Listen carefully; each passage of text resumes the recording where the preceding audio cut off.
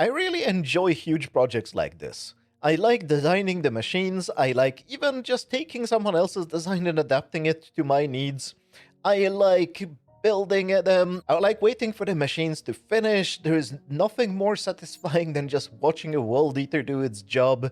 I enjoy even sometimes the grind. Removing 100,000 blocks manually is fine, but there is one thing I don't like. I really hate cleaning up. So I removed the other side of the world eater. I did that manually, but I need to do this part now. I have rescued the corals, and let's just use the bombers that we used for making the trenches, because I'd rather just grind for the components that I'm gonna lose in this situation rather than just tearing it down, because taking down these machines takes absolutely forever. Hi, I'm Borkon. Glad to have you here. Welcome back. And yeah, I'm cleaning this one up, but I thought we'll take this opportunity while we're waiting for the bombers to finish their job, and they are doing a fantastic job. I'm actually a little bit sad about losing the redstone blocks, because I'm kind of running low on redstone. But now that we have most of the caves below the perimeter removed, we might actually be able to run the witch farm, so maybe I can get some redstone back. Anyway, I want to take this opportunity to explain to some new viewers of the series, because there have been quite a few of them, to explain what's going on here. So, what we have here is my witch hut perimeter, double witch hut perimeter, and please don't tell me that build the raid farm instead, because my evil twin already did that once. And what we're doing here is that 118 generated, well, new terrain under my old perimeter, and rather than doing any trickery with updating to a snapshot that would generate the solid world under here, or cheating with commands or something like that, I decided to just run a world eater and eat the world. And the world has been eaten. So this area up here is my redstone factory. In this world, I do have a little bit non-vanilla behaviors. So I have two options from the carpet mod or in the carpet extra mod. One is renewable sand, which allows me to make sand automatically, and the other one is auto-crafting. And well, the redstone factory here is auto-crafting everything. Well, not everything yet, because it's not finished yet, but we're working on it. And we got rudely interrupted by 118 that generated new terrain under here, and well, yeah, we had to fix that. So that is the project now. The second part of the project, after removing the world, is, well, you might notice that the floor isn't flat. This kind of sucks. You can't have a perimeter like this. This is ugly, if nothing else. And there are still a lot of blocks here that are actually spawnable in between the bedrocks. So the plan is to remove the bedrock. And that's what we're going to be doing today. But first, let's wait for the bombers to finish. And there are probably some things that I need to remove here. Like I noticed an anvil here. Another anvil here. I don't think the bedrock breakers will be particularly happy about having anvils here, so let's clean up the anvils. But other than that, we are ready for breaking some bedrock today. And this right here behind me is the bedrock breaker I have chosen for this project. We are in a creative backup copy of the world. I'm just testing things out. We are definitely not ready to use this today, just yet. Probably not gonna run it even in this episode. Maybe we'll have time. I am not exactly sure, because there are some other things we need to do, and well, we're gonna get to that. Let's just turn it on and see it in action. It is controlling the TNT. The TNT is falling into that tube of ancient debris. I really like that mechanism. I love all kinds of machines that are using ancient debris. Maybe I'm biased, but I really like them. Anyway, yeah, and now we can see that the bedrock is being broken. So what's going on is that the way bedrock breaking works, if you look carefully down there, you see a lot of headless pistons, right? And the TNTs are used to create the headless pistons, and the way we break bedrock is that we push in another piston into where the head of the headless piston should be. This is, by the way, my guesswork. This is not a proper explanation of bedrock breaking. I still don't 100% understand it. I just have good guesses about how it's supposed to work from various bedrock breaking contraptions I have seen. And what we're doing is that the machine is pushing in the pistons into the head of the piston, and then we update things in the exact right tick right moment, and that allows the game to be fooled to retract the wrong piston head, and that removes the bedrock. Pretty much. That's my a little bit of guesswork, like educated guess of how bedrock breaking works. But from this description, and there is a reason why I'm giving you my speculative description of the problem, and the reason is, as you might have guessed, we need the pistons. So that's why I made I think I have 2 double chests of shulker boxes of pistons, which is probably not enough for this project. In fact, it is probably enough for removing everything except the last layer of bedrock, which actually makes me a little bit excited for that prospect that I'm just not going to remove the last layer of bedrock. We get to that later. The problem is not just making the pistons, because we kind of could pick them up. I don't think there is any machine that could pick up the pistons, but we could somehow maybe pick them up. They are being spread all over the place, so we probably can't. But we still need to place them. Even if we can save the pistons, we still need to place a floor of pistons, and that's what we need to do today. But before we get to that, let me just tell you why I chose this machine. Well, other than it's being relatively almost simple, it's so complicated that they managed to make it simple, which is a beautiful thing. This is, by the way, a machine by Vitamin C. I found it on the Technical Minecraft Archive Discord. I don't know if there is a video or something like that. The only thing I have found was a Lightmatica schematic that I used, and from that I figured out how this whole thing was supposed to work, because like the schematics is very small. But I figured out like this. You need to add these sticky pistons, you need to add these pistons, and then there's a bunch of obsidian that needs to be added there. That is as long as you want the machine to run, because when the machine runs out of obsidian, it runs into the wall. And that's how it stops. Basically, there are no brakes on this machine. Like, it just keeps running until it runs out of obsidian to crash into at the end. But the reason why I chose it is it has no sticky blocks at the bottom, which is very important to me because I've been a little bit too lazy blowing up. Now I can't... Oh, look. Like, we have deep slate here, right? So we have these kinds of deep slate everywhere between the bedrocks that haven't been properly blown up, and I kind of don't want to bother trying to blow it up or remove it manually. So I don't want any sticky blocks at the bottom of the machine, and it has none. That's reason number 1. And reason number 2 is that older bedrock breakers required you to also have slabs, because they were controlling the explosions using slabs, so that the explosions wouldn't blow up anything other than the piston heads, which they need to blow up for breaking the bedrock. Other machines have been using anvils, but I don't think this one has an anvil. No, this one is using this magical ancient debris hole, which I like very much. So those are the 2 reasons, and it's also just simple, pretty. I'm not in a hurry. I think there are faster bedrock breakers, but come on, this is what, gonna take 10 hours or so to take 1 layer, which means 40 or 50 hours to do the entire thing, plus the effort of building it. Should I just crash it? I don't know. Maybe it's possible to stop it. I think the redstone block was here. It's a creative backup. It doesn't really matter if it goes bad, because what we want to focus on today is how do we place a bazillion pistons. For the sea lanterns here, I used the floor placer from a video by Raceworks, and you know what? It's kind of a slow machine, and I think I can design my own. So let's go into creative and see if I can design my own floor placer, because it would be fun, and I don't even know if the machine that I used in the past can handle pistons, because, you know, pistons could extend, and if a piston extends, it won't be pushable anymore, so I don't know if that works with a floor placer. Let's just see if I can make something. And hi, it is many days later.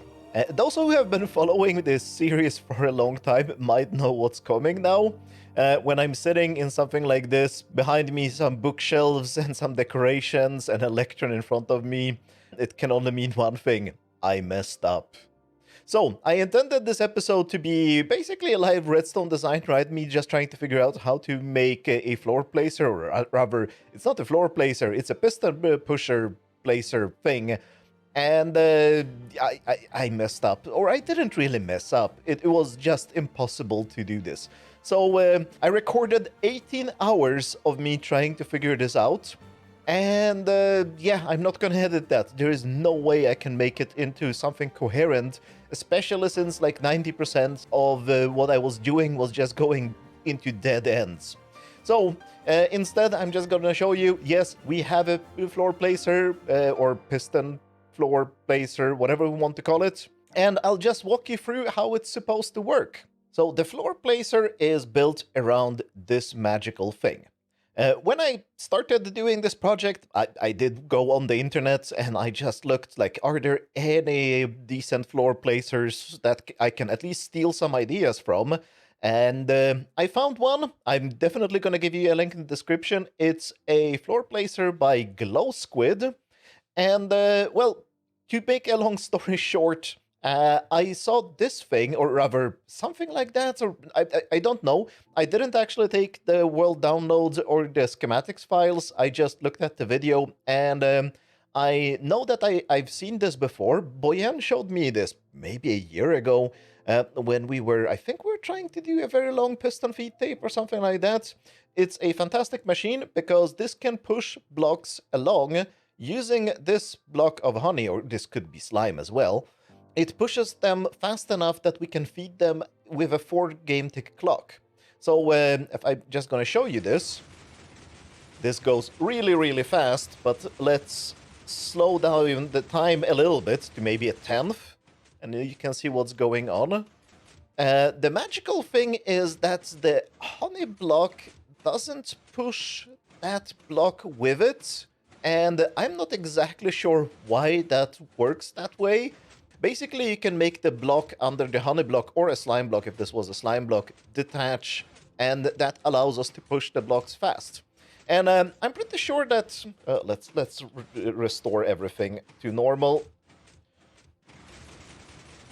So, I am pretty sure last time I was playing around with this, it was a different layout, but there is some magic going on here that we're using this observer to update this piston, which makes it retract faster, which allows this piston to push. I'm not exactly sure. I'm going to treat this as a black magic box, and I'm not going to change it too much. I can show you one interesting thing, for example. If I add this block here, or any block here, and this stops working. No, it doesn't. Damn it! It does on those. I don't understand. See, so that's why I need to treat this as black magic, because I have no idea why it's working and not working sometimes. So we're just using this kind of layout here, and what I initially did is just replace everything with slime, right? So it could be pushed. This sticky piston here, I can't really attach it to any slime.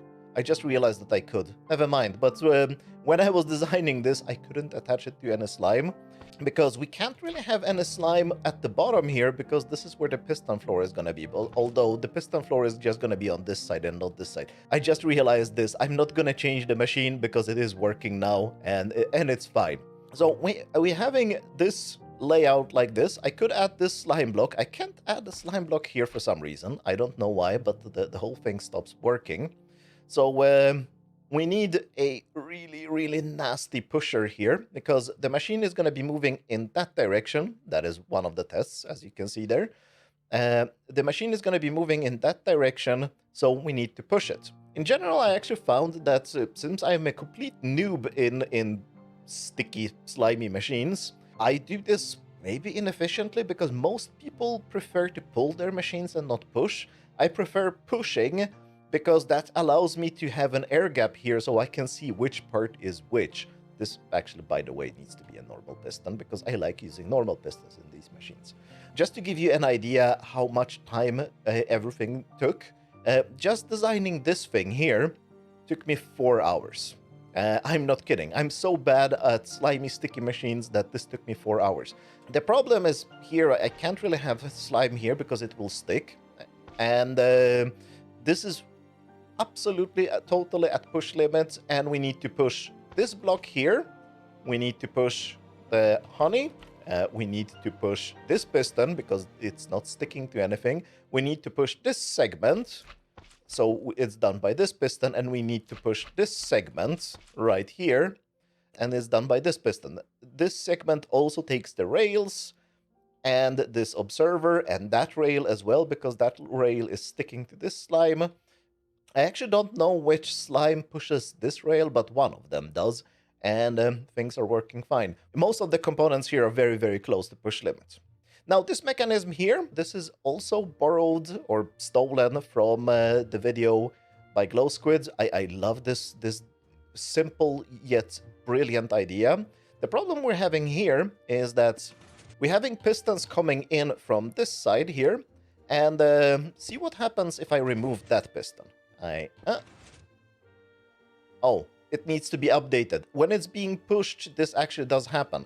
It gets powered by quasi-connectivity by this observer. Just, this is close enough to power it through quasi-connectivity. So we need to have an extended piston here to prevent it from moving. Because we can't use any other immovable block, because we need to move them, right? It's part of the machine that needs to be moving along the floor. And, well, yeah. So the way this works is, see what happens when I move this. I'm just gonna add this here and this here. You saw that?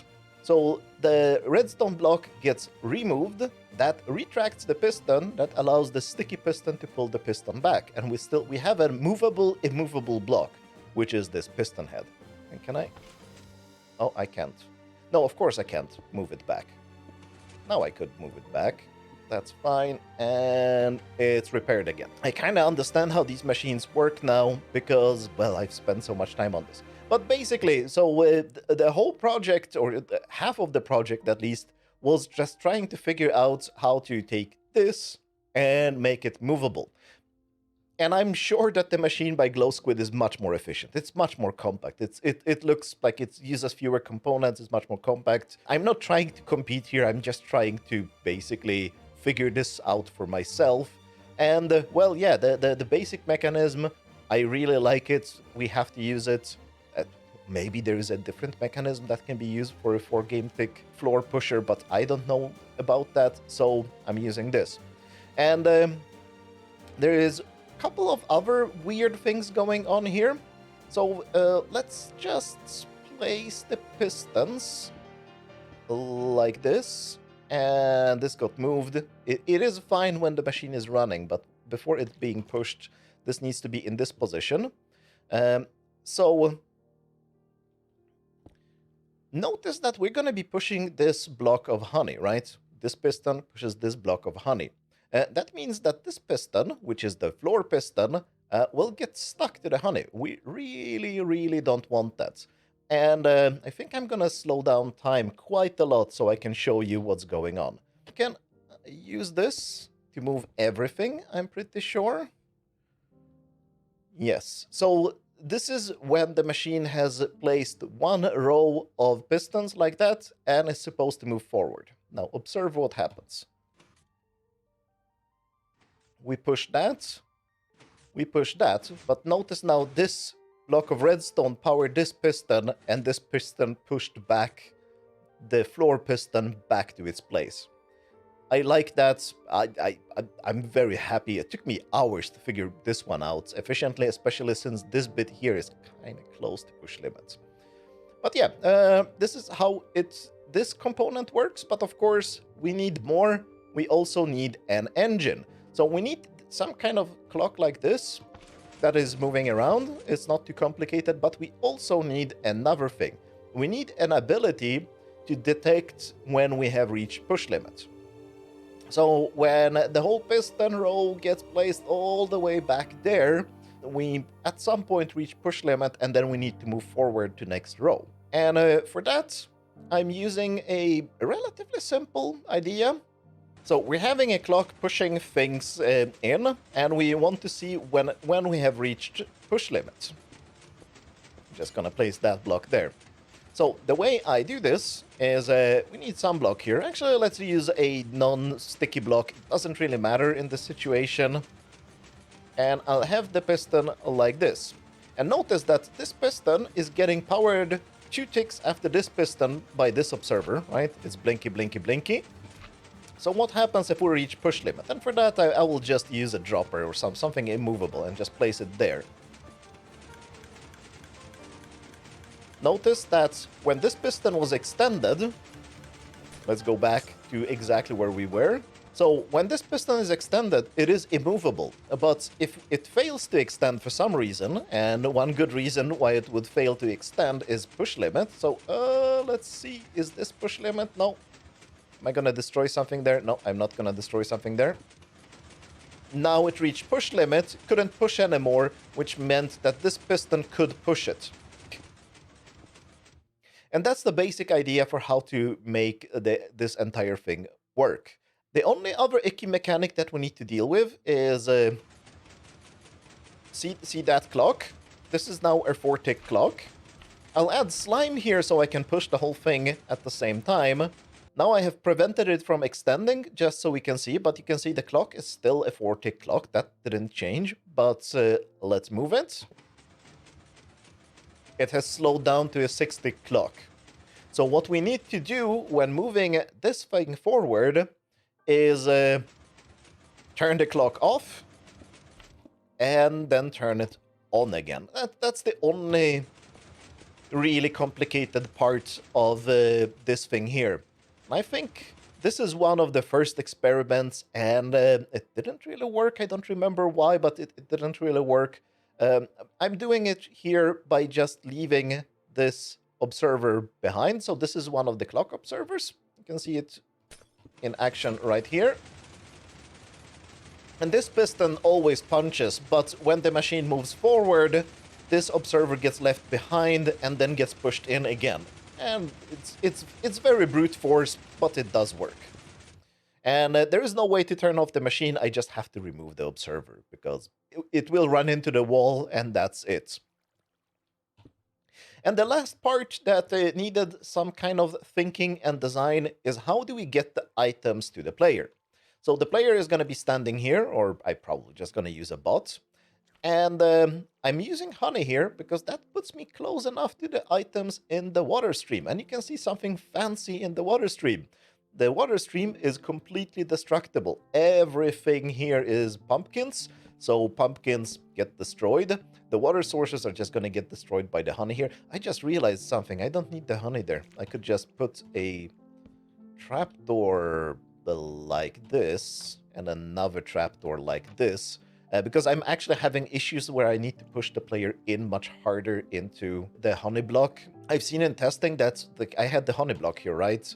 And I need to push the player much harder in. But now that I'm recording this, I realize I could have just 2 trapdoors there and stand there.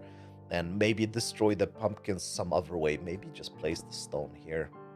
Yeah, that is definitely a possibility. I'll think about that. That might actually be the final version of the machine that I'm going to be using. But we are destroying the water stream where the items are coming in. And the only block I have found that can separate water streams are sea pickles, one of my favorite farms and blocks, and the most important farm that has ever been made, maybe. But yeah, sea pickles separate the water sources from the previous water stream. But as you can see, we have an issue here. Yeah, items get stuck on the sea pickles. So to get around that, we need to align the items very, very carefully by just, well, shooting them into that wall. And this has to be ice so that, yeah, all the pistons are getting to the player. And this is working just fine. I have actually test run this already in a backup world, and it did work. So now it's time for us to build this on Borkaland and see if I can place all the pistons correctly. All right, it's built, but I am standing up here because I need to show you something. Look up there. Let's fly up to this magical thing. What is going on? I think, and I'm not gonna watch the intro that I did for this video, but I think in the bombing, one bit of the World Eater ran away and landed here. Uh, I've no idea. I haven't seen it run away from me. I don't remember any bit of any flying machine run away from me, but here we are. I think I'm gonna keep it as a monument to the flying machine that got away. The one that got away.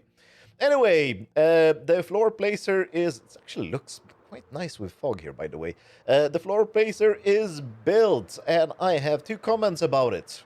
Comment number 1... It's definitely not easy to build. Well, now I understand why people like to make their flying machines compact and pull instead of push, because I think that is the issue. It was a nightmare to build this. And comment number 2, glow squid.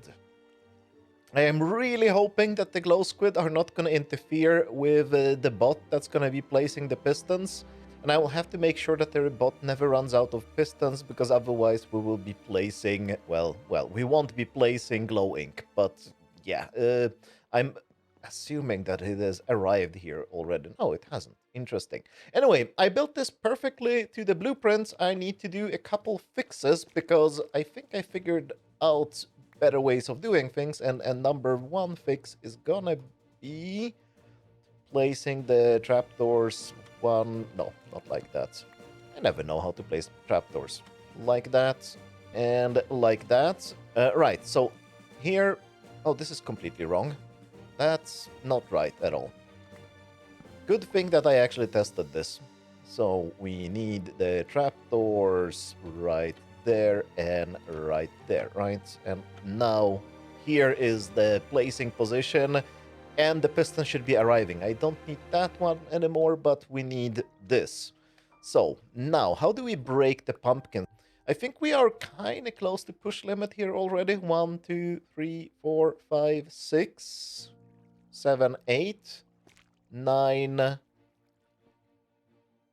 10. Oh, we are lucky. 11, 12. This should work. I probably need to test it. So that is fixed. So this is fixed. Hopefully. Of course, I will be monitoring everything here for at least the first hour this is going to be running to make sure that nothing goes wrong. I'm not crazy. So if something goes wrong, we will see. And there is another fix that I found out in testing, and that is that the pistons and honey are in the wrong position. Unfortunately, I'm not exactly sure. So this is the way the piston and the honey are when the machine is running. And if I stop getting pistons or stop placing pistons, the machine stops in this exact position, which allows us to push it later. But when I start from 0, when I start from no pistons, if the honey and the sticky piston are in this position, the machine locks up. And we try to move to the next layer because, well, we reach push limits. So what I need to do... Oh, come on. Don't tell me I will have to... Don't tell me I will have to scaffold up on every block here. So what we need to do is place it like this, because this is the way the piston and the honey end up after the first push. I'm not exactly sure why it is like that. Like, if I ever make a blueprint for publishing for this, and I'm not sure if I should, then I will definitely make it in this position so that it always starts like this. As soon as it starts pushing some pistons or some blocks underneath, doesn't have to be pistons, then it gets into this position and everything starts working fine. Not exactly sure why this is, but, well, let's go with it. Because it's safer that way. Oh, come on. Oh, no. Okay, yeah, well, scaffold up. I need to fix up all of these. Am I actually just dumb? I am dumb. This is a much more efficient way of doing this. I wanted to say learn something new every day, but this is nothing new. I just figured out a more efficient way of doing something repetitive. Right, let's fix them up. I think I realized how big of a project this is first when I realized I need to have a double chest here. So this is a shulker box unloader that is going to be unloading shulker boxes of pistons, and yes, I need the whole double chest. I'm actually going to start with slightly fewer than all of the shulker boxes just in case something goes bad. I don't want to lose too many pistons. I'm going to be monitoring this, so it's no big deal. This is, by the way, a shulker box unloader by RAFQ that I think it's the same one. Yeah, it's the same one I used in my furnace array. And it's a double speed unloader because we need to be unloading at double speed because we will be consuming the pistons at double speed. This is looking good. Everything is looking good. I can fill up more pistons later. I have no pistons left here. All right, I think it is time to run this. I'm gonna be using a bot, but I'm having a little bit of a think. I was thinking actually I should be using myself with an auto clicker and have the bot chunk load the area. But instead of doing that, I just bumped up the simulation and view distance on the server, which is actually, like, it's looking good and it's performing well, so I might keep it. No, wait, I can't keep view distance this high because of the never mob switch. Oh, maybe I should just redesign that so it's not causing me so much trouble. Anyway, the bot should be able to load all the correct chunks, so let's hope it does. I'm just gonna... Wait, how do I place the bot here without too much trouble? I think I'm gonna do something like this. Player Borkcam spawn. Oh, okay, hello. Now let's remember to do look up. There we go, we're looking up now. Let's get half a stack of pistons. I'm just gonna test this. Boink. Wait. Okay, it picked up the pistons, and we should be actually fine to go now. Oh well, let's just... No, wait. Before I do that, I'm gonna make this thing immovable, just in case something goes wrong. I don't want the whole machine to disassemble itself. Nothing here should move. As long as this bit here doesn't move, then nothing else should move, so I think we'll be fine. I'm just gonna have this dropper here, just to keep everything immovable, and we should be fine. Okay, let's try it. Let's go. Use continues. That's it. And okay, let's start the clock. Once this starts, I can't really unstart it. Well, actually I can. It's no big deal. There we go. The pistons are moving. Yeah, they're being pushed correctly, and we ran out of pistons. But that is exactly what I wanted to see. So now what I wanted to see is if we're loading the chunks correctly. So I'm going to enable the clock here just to spam out pistons in the water stream. We can look at the water stream later if everything is going fine. But for now, I just want to stand next to the bot so that I am not loading any extra chunks. And just see if everything is working fine here. There we go. The pistons should be arriving anytime now. This is staying in so that I can just verify that nothing went wrong, because maybe if we're not loading the chunks at the end there, I might need to readjust something, but hopefully everything is fine. Yeah, it is going well. The bot is not placing any blocks, because the bot just picked up glowing. I was afraid that would happen, so we are not allowed to run out of pistons ever. As long as we don't run out of pistons, we should be okay. And I will just help the bot by giving it slightly more pistons, so we have a margin in the hand. Perfect. Now I think we should be fine. Let's just stand here and just verify that everything is going right. We can just do this with free cam. And yeah, the pistons should be sticking out here, and they are doing that. And I think, well, let's just count. 1, 2, 3, 4, 5, 6, 7, 8, 9, 10, 11, 12. Perfect. Everything is loaded. everything should be working fine. So, the moment of truth. Oh, I am so happy I didn't accidentally break part of the machine. And everything has moved forward. We can even see the machine keeps moving forward. Let's just watch the next row start correctly now without any stupid dropper blocking it. But I think we're good. I think this is working great. There we go. Perfect. And everything worked perfectly. We're breaking pumpkins. The bot might be getting pumpkins in its hands, but as long as the pistons keep flowing through the water stream, we should be fine. And actually, if the bot starts placing pumpkins, then that's fine too, because the pumpkins will break. So, no, we're good. The only worry is the glowing sacks, but I'll be monitoring this, and I think we should be good as long as I keep feeding the pistons to the bot.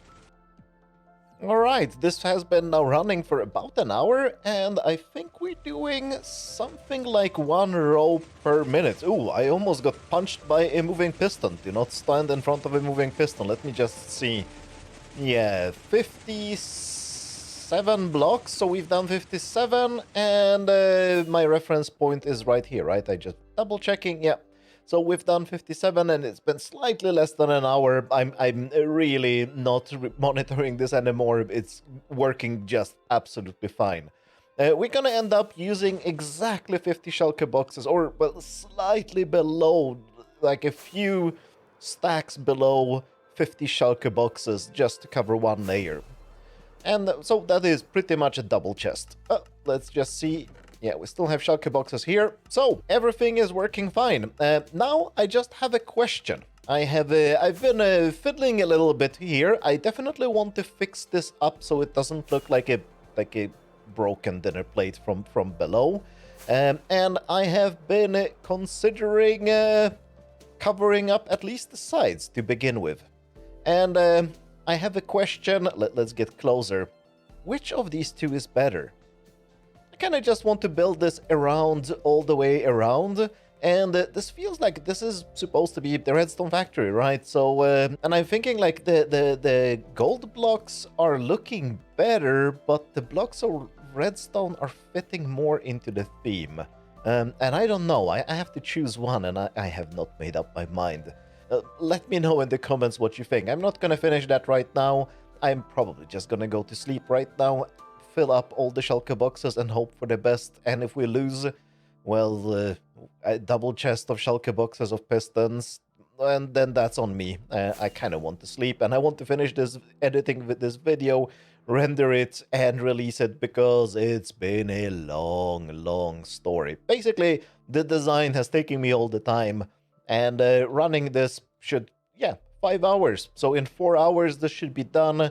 But I hope to have the video edited before that, and actually even uploaded and everything. So, that's it from me today. I'm hoping that this machine is gonna finish, and we can start breaking the bedrocks in the next episode. Thanks a lot for watching, and have a good piston placement. Bye!